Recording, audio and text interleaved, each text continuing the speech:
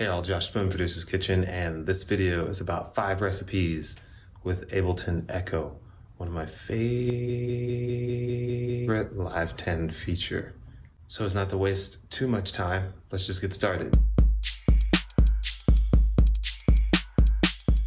Okay, our first delay recipe involves distortion. So if you hit this D right here, you'll be able to add distortion to the input so you can get texture between the input and the delay.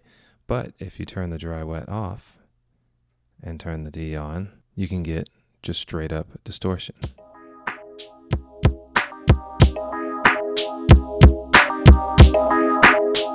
And I can use the output to balance it. And now I have another distortion in Ableton Live, one of like too many.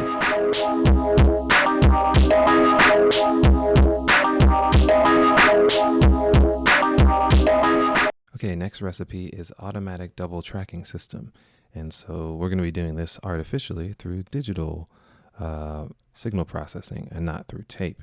There's a video I'll put in the link below that gives you a quick understanding of how this works, and that's how I built this. It's a loose representation of it, so it may not be completely accurate because I don't have tape. And also I got this from the Recording Beatles book, which I have. Gigantic book, very useful if you're a Beatles fan. So let's play the audio of me singing, and it was just first take, so it's not perfect. And don't feel sorry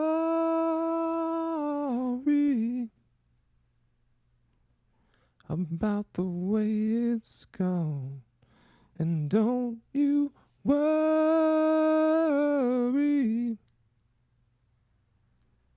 about what you've done. All right, so let's start it up and let's get to work. I'm going to change this to time 100 as the delay, no feedback, no filter. Let's put that at 50, and we can already hear kind of that doubling going on. Modulation, sync off, put it about 1.5. Mono, because tape back then was mono. And let's do 23% of modulation of the delay. Wobble, we'll put, what was that, 23? Yeah, that'll work. And then 20 morph. So there you have it. Automatic double tracking in the digital domain, all with the stock Ableton Echo. The next recipe is Vibrato. Okay, so let's play the track here. We're gonna turn on Echo, put it on time, and let's do 10 seconds so we can modulate that back and forth. Because without it, this modulation section won't work. So dry wet 100%. You can correct that if you want to later by doing the track delay -10. I'm gonna set sync off, put this at 6 Hertz and 45%. That's if you want it stereo, and phase 0 if you want it to be mono.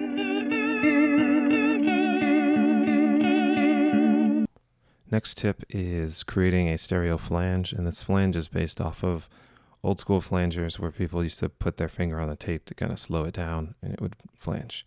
So it's going to be kind of subtle. There's a lot of steps, but nothing really spectacular if we're thinking about some of the flangers that are available. It's just a nice little subtle touch. All right, let's hear the track.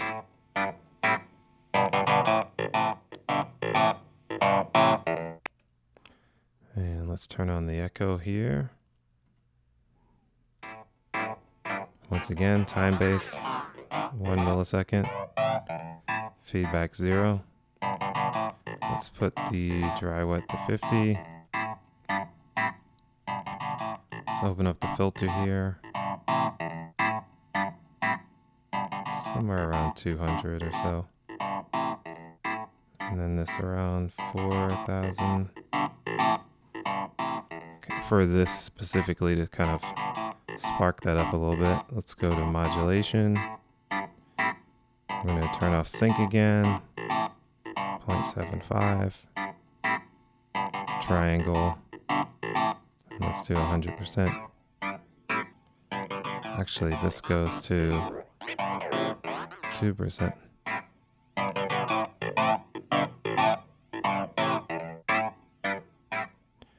So if I increase the frequency, kind of fool around with that. So it's subtle of kind of this triangle wave is kind of accentuating that pushing on the tape head. And then the dry signal is just the dry signal. So it's kind of like modulating down. All right, last but not least recipe is building an echo synth. So this is just really building a synth sound out of using feedback with the echo. And I just have that guitar loop again. Okay, let's play it with the echo. Let's put this around 10 milliseconds. So we have a quick delay. I'm going to turn off the filter. Let's turn the output down because it's going to get pretty loud pretty quickly. And then we're going to do something I hope you know, which is reverb feedback. So the reverb, actually the feedbacks will be run through the reverb only. So I'm going to turn up to 35. Let's turn the dry wet all the way up.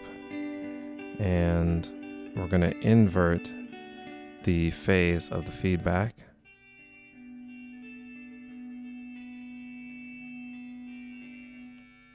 And we'll just stop it. And then we can mess with modulation. And now we have a synth.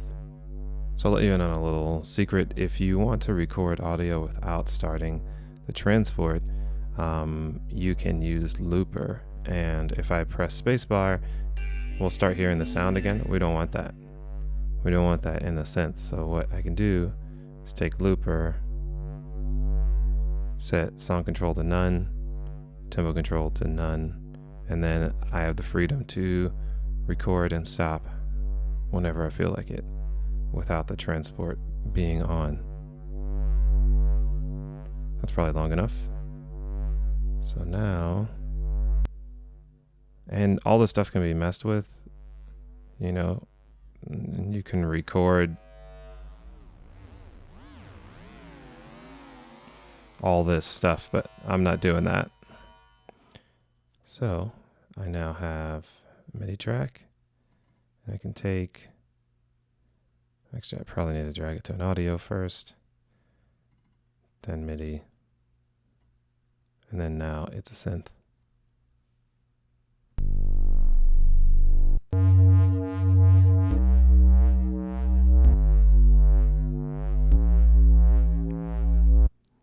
Obviously get rid of the pops and clicks with the attack. Now you have a really nice synth for your really trap emo songs.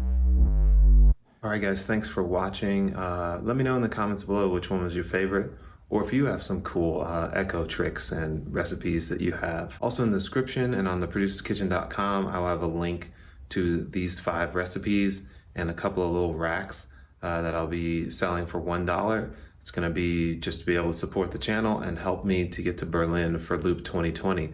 So if you're down with that plan and want to support it, go grab that mini pack. Also, don't forget to subscribe, hit the notification bell so you always know when there's videos. I'm trying to do at least 2 a month. Also, you know, share it, whether it's Facebook, Reddit, Discord, your mom, your congressperson, all that stuff. I'm Josh Spoon, Producer's Kitchen. See you in the next video.